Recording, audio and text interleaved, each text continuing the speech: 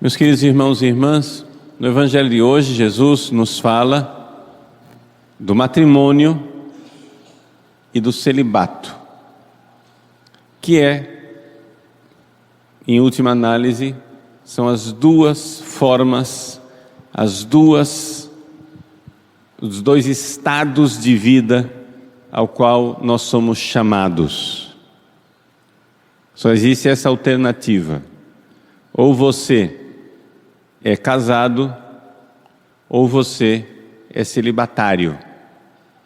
Existe uma terceira alternativa temporária, que é a situação da pessoa que ainda não se decidiu, que a gente chama de solteiro. Mas o solteiro está solto e ninguém nasceu para ser solto.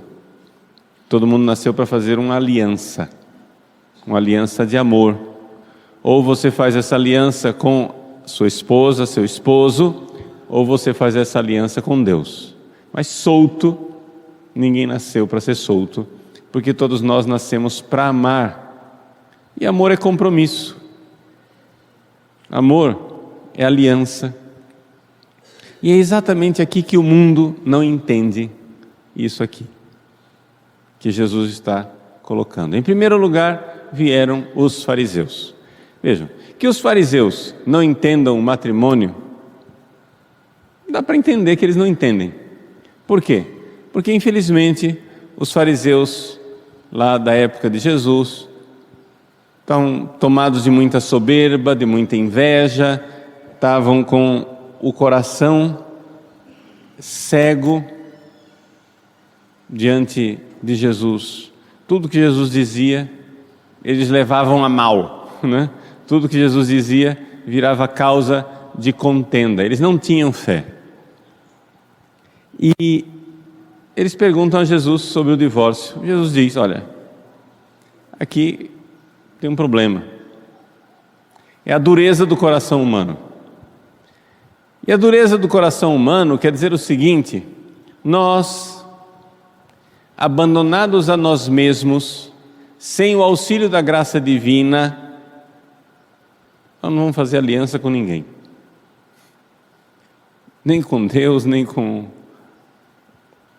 o cônjuge com o qual nós nos casamos, porque nós vamos enfiar o pé na jaca. Esse é o grande problema.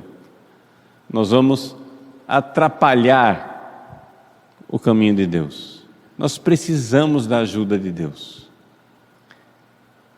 Então Jesus diz para os fariseus: olha, no início, Deus deu para vocês uma graça, mas a dureza do vosso coração, vocês foram ficando com o coração cada vez mais duro, cada vez mais duro, cada vez mais duro. Então é evidente que agora vocês já não entendem mais, fariseus. Até aí o Evangelho nos ensina alguma coisa, mas não é tão surpreendente assim, que os fariseus fossem a favor do divórcio, né? Ou seja, que as pessoas lá fora, no mundo, sem fé, sem amor a Jesus, pensem em divórcio, é triste, mas não é surpreendente. O que é surpreendente é a segunda parte. Aí os discípulos, sabe o que é discípulo? Quem já tinha fé em Jesus, não são mais os fariseus. Somos nós, católicos. Os discípulos disseram a Jesus, versículo 10 está aqui. Até aqui a conversa era com os fariseus. Então, do versículo 3 que nós lemos até o versículo 9, Jesus está em polêmica com os fariseus que não têm fé, coração duro, muito bem, etc. Eles não entendem que o casamento é para sempre, eles não entendem que até que a morte os separe, eles não entendem que o que Deus uniu o homem não separa, eles não entendem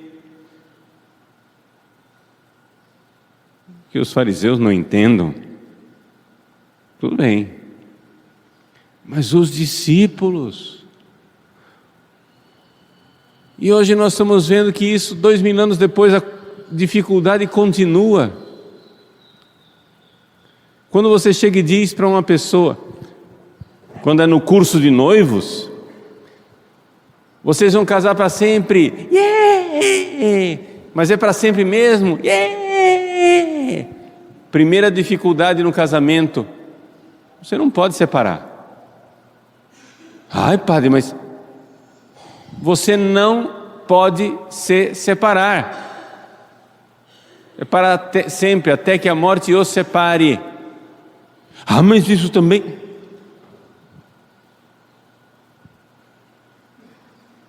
Qual é a parte do até que a morte os separe que você não entende?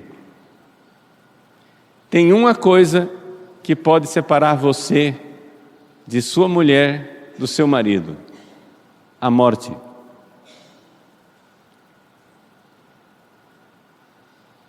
Se você não está morrendo e a outra pessoa não está morrendo, vocês estão unidos espiritualmente para sempre, e não existe poder humano na face dessa terra que possa dissolver esse vínculo, nem o Papa.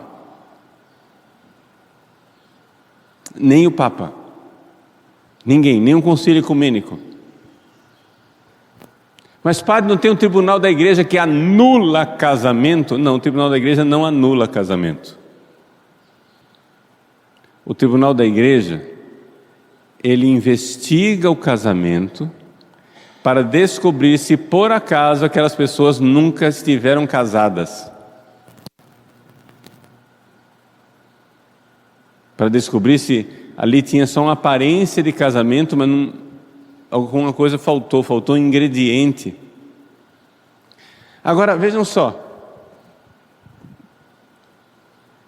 Bondade do tribunal eclesiástico não muda em nada essa verdade. Vamos supor que você conseguisse, Deus me livre que seja assim, mas vamos supor que você conseguisse um juiz lá no tribunal da igreja que fosse bonzinho e fechasse um olho. Eu estou achando que esse casamento aqui é válido, mas coitadinhos, né? Eles são tão bonzinhos. Deixa eu assinar aqui a sentença. Consta da nulidade. Você acha que isso anulou o casamento? A pessoa continua casada lá no começo. Para sempre. Ela não está livre para casar. Mas a igreja liberou, e ele vai lá e casa. Sim. No céu você vai descobrir, na porta do céu você vai descobrir que você não casou nunca. Que o primeiro casamento é que valeu. E o segundo, que você ficou feliz da vida achando que valia, você estava em adultério.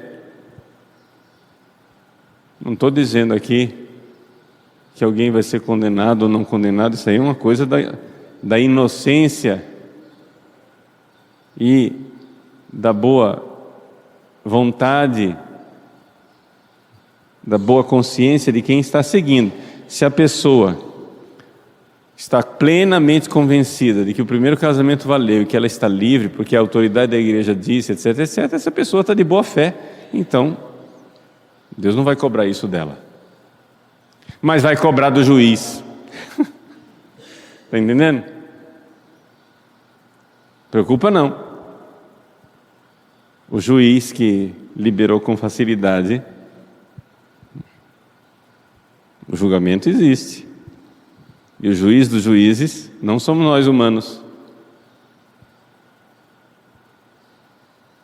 Mas a razão de ser de eu falar isso aqui não é falar dos tribunais eclesiásticos e dos juízes. Isso aqui foi só uma nota de rodapé para esclarecer que não tem divórcio católico. Não existe divórcio católico. O que existe é casamento que valeu ou casamento que não valeu. Se valeu, valeu até a morte. Se não valeu, a pessoa está solteira. Estava só numa aparência de casamento. E quem vai dizer isso é o juiz, os juízes, na verdade, no tribunal. Mas o que eu quero mesmo dizer, isso era só um parêntese, é que nós, católicos, nós fiéis, precisamos renovar a nossa fé nessa realidade do matrimônio. Nós não podemos ficar assim. Por quê? Porque quando um casal entra em crise e vai procurar um conselheiro, e esse conselheiro é gente de igreja, encontra aquele católico frouxo, aquele católico mau católico, aquele católico que está virando secretário de Satanás, que dá o conselho: ah, separa, você não merece isso.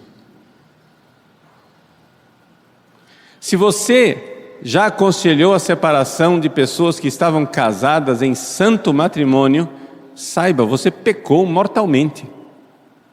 Isso é pecado mortal. Vá se confessar. Nós não temos esse poder. Está profundamente errado. É isso que eu gostaria de pregar hoje e dizer para você. Nunca saia da sua boca uma palavra aconselhando uma separação e um divórcio. A não ser que, atenção, a não ser que haja realmente um perigo para a integridade física de uma das partes. O marido está agredindo a esposa e ela está correndo risco de vida. Ah, bom, então existe a separação de corpos. Um vai morar num lado, outro vai morar no outro, mas estão casados para sempre. Mas é só separação de corpos, não é divórcio. A mulher está ameaçando colocar veneno na comida do marido. Então, tem separação de corpos. Existem situações insustentáveis, o pecado existe, existem as doenças psiquiátricas, as confusões, tudo bem. Essas situações insustentáveis, muitas vezes, pode acontecer que não tenha outra solução, mas isso não é disso que eu estou falando. Mas estou falando aqui, são situações insustentáveis para a integridade e a incolumidade física e moral da pessoa. Então, às vezes precisa separar. Separar não é divorciar. Casamento é para sempre, até que a morte o separe. Essa é a verdade de Deus.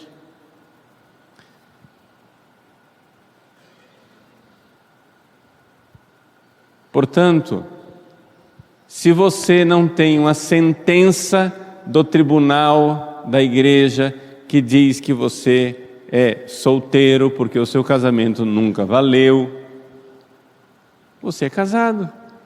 Por mais que você esteja há 30 anos separado, você é casado. Até que a morte o separe.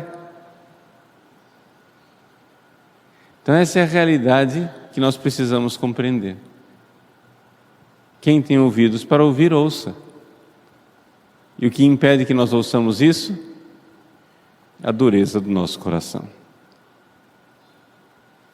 Então vamos pedir a Deus que faça essa verdade ir entrando no nosso coração. Eu sei que todos nós, em nossas famílias, quem mais, quem menos, mas todo mundo tem alguma situação dolorosa, de separação, de divórcio, também porque ninguém se divorcia por esporte, é sempre uma situação dolorosa, é sempre uma situação conflitante, é sempre uma situação que deixa, né, chagas abertas no coração.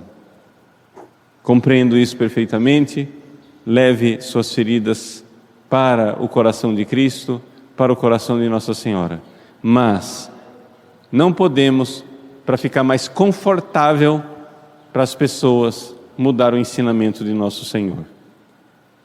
Até os discípulos 2000 anos atrás se espantaram. Se você está espantado com minha homilia, não é de se assustar. Se espantaram com Jesus, é claro que vão se espantar também se Paulo Ricardo responder e disser o que Jesus disse. Porque Jesus era Deus que se fez homem. Se eles resistiram a Deus que se fez homem, imagina se não vão resistir a um patife que prega o Evangelho que é o único instrumento que Deus tem disponível para agora. Né? Então, vamos aceitar. É a palavra de Deus. A palavra de Deus nos salva e nos liberta. Eu não disse que ela ia ser agradável. Aguenta firme, na caridade de Cristo.